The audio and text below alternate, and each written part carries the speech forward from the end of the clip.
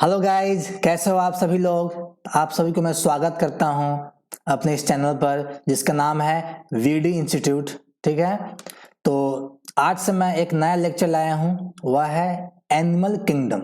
जो आपको पता है कि एनसीईआरटी क्लास 11 का चैप्टर है। एनसीईआरटी क्लास 11 का चैप्टर है एनिमल किंगडम।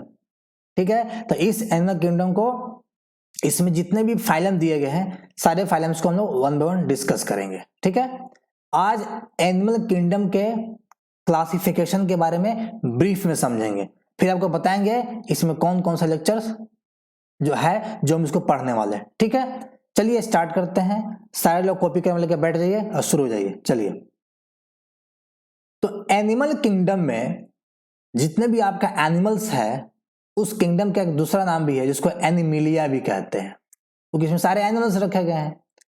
इस एनिमल किंगडम में जितनी भी ऑर्गेनिजम्स है, इस ऑर्गेनिजम्स को सेल के नंबर के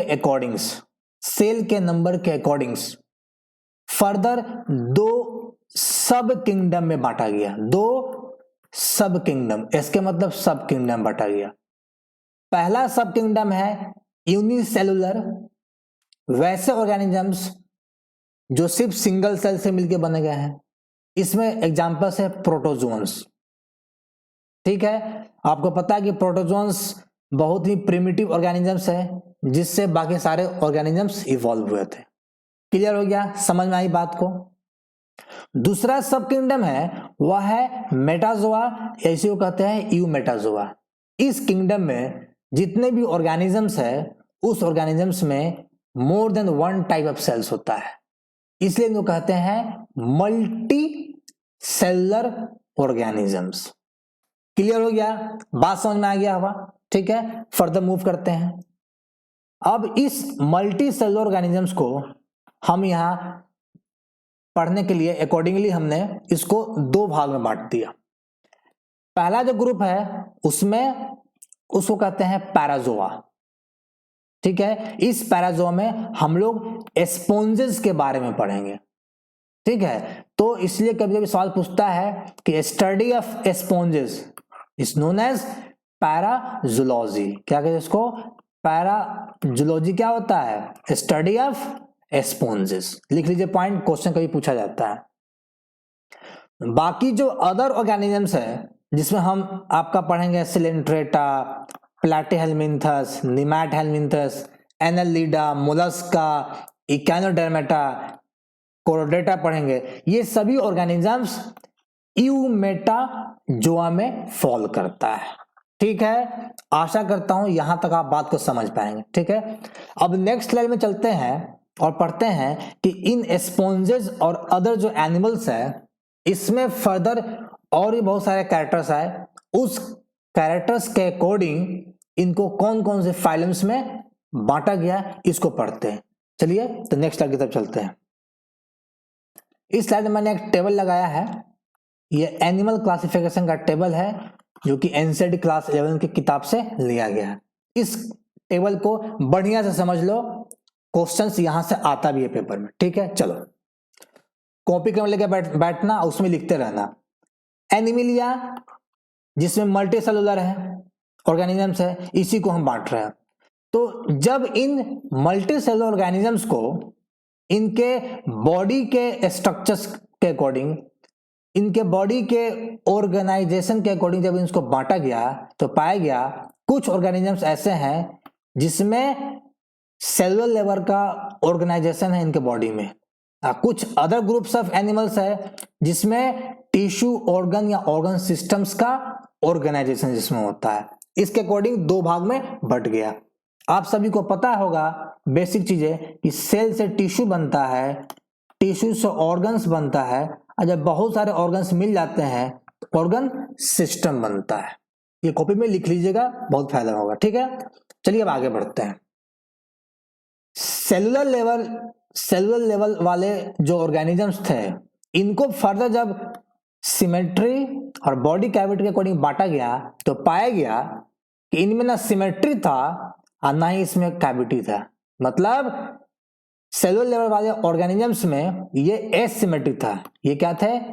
एसिमेट्री, और इसमें सिलोम नहीं था, नो सिलोम्स, इसलिए इसको किसी और फर्दर ग्रुप में बांटा नहीं गया और डायरेक्टली इन सभी ऑर्गेनिजम्स को पोरीफेरा नाम के फाइलम्स में डाल दिया गया। क्लियर हो गया? आई बात समझ में? ठीक है, आगे बढ़ते हैं।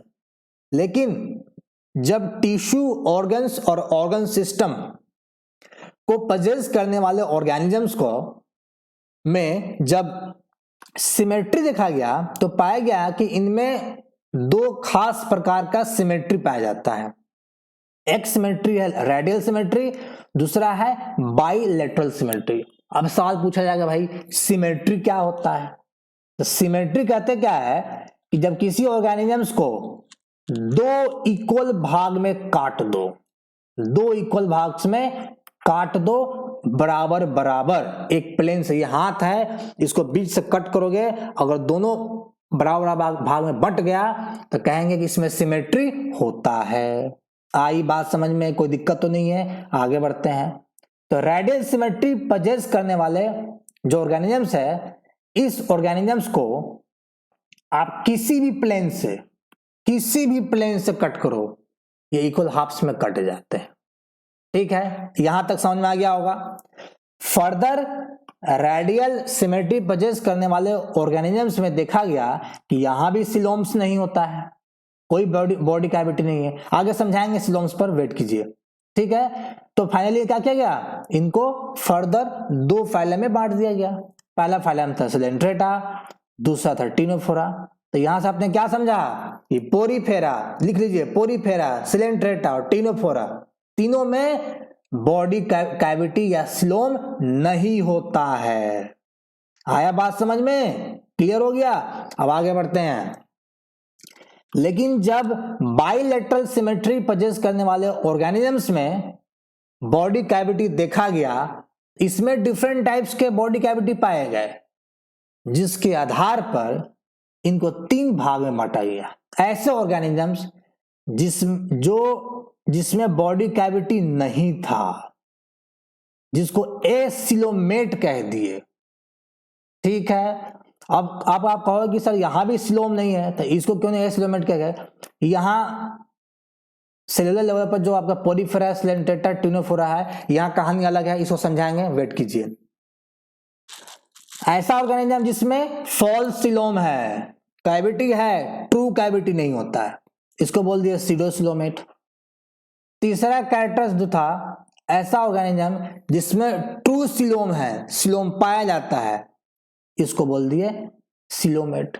यहां तक तो समझ में आ गया होगा, कोई दिक्कत किसी को नहीं होगा।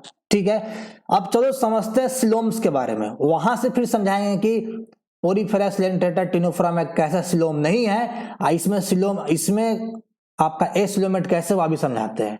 चलो समझते हैं सिलोम्स के बारे में। आशा करता हूं यहां तक आप बात को समझ पाए होंगे। सिलोम की बात करें तो यह एक सिलोम क्या है, एक बॉडी कैविटी है। What is this? This is body cavity. एक खोखलापन है, एक अंदर एम्प्टी स्पेस है, जिसको कैविटी कहते हैं। अंग्रेजी में कैविटी को एम्प्टी स्पेस कह सकते हैं।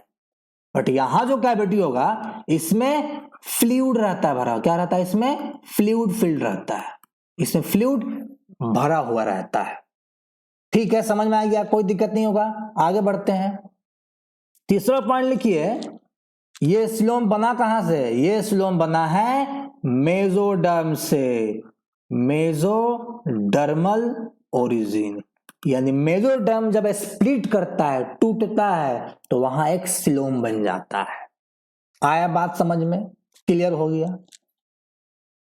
ये मेसोडर्म क्या है? ये mesoderm one of the germ layer. ये क्या है? जर्म लेयर, यानी सेल का एक लेयर है। यहां तक तो समझ में आ गया होगा कि सिलोम क्या है, कहां से बना है। क्लियर हो गया? सारी बात समझ में आ गई होगी। ठीक है, कोई दिक्कत तो नहीं है। चलो अब चलते हैं नेक्स्ट पेज में। नेक्स्ट पेज नहीं, इसी पेज में रहते हैं। अब आपको हम समझाएंगे, सिलोम्स में समझाते हैं एसिलोमेट के बारे में, सूडोसिलोमेट के बारे में और सिलोमेट के बारे में। ठीक है, आओ समझते हैं। सबसे पहले समझते हैं कि तीन जर्म लेयर कौन सा होता है। जब एम्ब्रियो का डेवलपमेंट होता है तो उनके डेवलपमेंट के पीरियड में 3 जर्म लेयर बनता है। पहला जो जर्म लेयर बनेगा वह जर्म लेयर सबसे बाहर होता है, जिसको बोलते हो इक्टोडर्म, ठीक है। दूसरा जर्म लेयर इसके सबसे अंदर की तरफ होता है, जिसको बोलते हो इंडोडर्म। और तीसरा जर्म लेयर होता है इक्टो और इंडो के बीच में होता है, जिसको बोलते हो मेसोडर्म। यहां तक समझ में आ गया? कोई दिक्कत नहीं, कोई समस्या नहीं। अब यहां से आगे कहानी शुरू होता है। देखो, पोरीफेरा, सिलेंट्रेटा और टीनोफोरा, इन तीनों में इक्टोडर्म भी होता है, इंडोडर्म भी होता है, लेकिन इसमें मेसोडर्म नहीं होता है। मेसोडर्म नहीं होता है। यहां पर मेसोडर्म के प्लेस पर मेसोग्लिया होता है, जो एक अनडिफरेंशिएटेड मास है, ठीक है, जो भी डिफरेंशिएट नहीं हुआ है। यह मेसोग्लिया बाहरी इक्टोडर्म और अंदर इंडोडर्म के बीच में पाया जाता है। यहां से समझ में आया कि चूंकि इनमें इक्टोडर्म है, इंडोडर्म है, इसलिए इन ऑर्गेनिज्म को क्या कहते हैं? डिप्लोब्लास्ट। क्या कहते हैं इनको? डिप्लोब्लास्ट कहते हैं। यानी पोरीफेरा, सिलेंट्रेटा, टीनोफोरा, ये डिप्लोब्लास्टिक ऑर्गेनिजम्स है। चूंकि इसमें मेसोडर्म नहीं होता है, इसलिए इसमें सिलोम नहीं होगा। अब आपको कंसेप्ट समझ में आ चुका होगा, आशा करता हूं। ठीक है, आए समझ में? आगे बढ़ते हैं। प्लैटीहेल्मिन्थेस की अगर हम बात करें तो यहां पर भी इक्टोडर्म है, यहां पर भी इंडोडर्म है, यहां भी मेसोडर्म है, लेकिन यह मेसोडर्म स्प्लिट नहीं हुआ है। यह मेसोडर्म स्प्लिट नहीं किया है, जिसकी वजह से यहां पर सिलोम यानी कैविटी प्रेजेंस नहीं है, जिसकी वजह से इसमें कहते हैं दिस इज एसिलोमेट। यानी यहां देखोगे तो इक्टोडर्म, इंडोडर्म और यहां मेसोडर्म आ जाएगा। क्या आएगा यहां पर? यहां आ जाएगा आपका एक मेसोडर्म आ जाएगा, जो मेसोडर्म स्प्लिट नहीं किया है, बिल्कुल सॉलिड है। यहां किसी प्रकार का सिलोम कैविटी नहीं पाया जाता है। आया बात समझ में? कोई दिक्कत तो नहीं है। अब बात करते हैं एस्कहेलमिन्थस के बारे में। इसकी जब बात करोगे तो क्या पाओगे? यहां इक्टोडर्म है, यहां इंडोडर्म भी है और यहां मेसोडर्म भी है, बट ये मेसोडर्म स्प्लिट कर गया, लेकिन पार्शियल स्प्लिटिंग हुआ, पाउच फॉर्म बना। कैसा दिखता है? देखो, ऐसा दिखेगा। ये इक्टो, इंडो, अब बीच में से पाउच फॉर्म है, ये पाउच फॉर्म है, ठीक है, ये पाउच है। क्या आपका? पाउच के फॉर्म में है। इसी पाउच को कहते हैं सूडोसिलोम। यानी ये पाउच फॉर्म में है लेकिन फॉल्स सिलोम है, कंप्लीट सिलोम नहीं है, इसीलिए एस्कहेलमिन्थस को सूडोसिलोमेट भी कहते हैं। आए बात समझ में? कोई दिक्कत तो किसी को नहीं होगा, नहीं हुआ होगा। आगे बढ़ते हैं।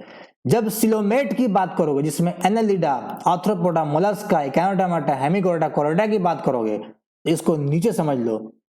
इसमें इक्टोडर्म होता है, इसमें इंडोडर्म है, और यही जो पाउच फॉर्म में जो मेसोडर्म था, ये आपस में जुड़ जाते हैं, फ्यूज कर जाते हैं, और यहां पर एक बढ़िया सा कंप्लीट एक कैविटी बनता है। ये अंदर में क्या है? कैविटी है। यानी ये बाहर में आपका इक्टोडर्म हो गया, ये एक इक्टोडर्म, अंदर में इंडोडर्म, और ये आपका है मेसोडर्म स्प्लिट कर चुका है, और यहां पर आपका कैविटी बन चुका है, और ये कैविटी को कहते हैं body cavity. This is called coelom. इसी सिलोम के चारों तरफ एक मेसोडर्मल लेयर बन चुका है। आशा करता हूं इस टेबल को आप अच्छी तरह से समझ पाए होंगे। कोई भी समस्या होगा, कोई भी दिक्कत रहा होगा, आप मुझसे कमेंट सेक्शन में पूछेगा, जवाब जरूर मिलेगा। चलिए अब नेक्स्ट स्लाइड की तरफ चलते हैं। तो इस लेक्चर में आपको मैंने समझा दिया एनिमल किंगडम के क्लासिफिकेशन के बारे में। इसमें टोटल 11 फाइलम आएगा, जिसको हम लोग 1 by 1 आने वाले लेक्चर्स में इसको कवर करेंगे। ठीक है, बात समझ में आ गया हुआ। ठीक, इसी के साथ ये लेक्चर समाप्त होता है और नेक्स्ट लेक्चर में मिलेंगे हम पोरीफेरा के साथ, जिसका पार्ट 1 स्टार्ट करेंगे। अभी तक के लिए बहुत बहुत धन्यवाद आपका मेरे लेक्चर को देखने के लिए। सब्सक्राइब कर लीजिएगा, लाइक भी कर लीजिएगा। तब तक bye, take care, goodbye, मिलते हैं अगले लेक्चर में।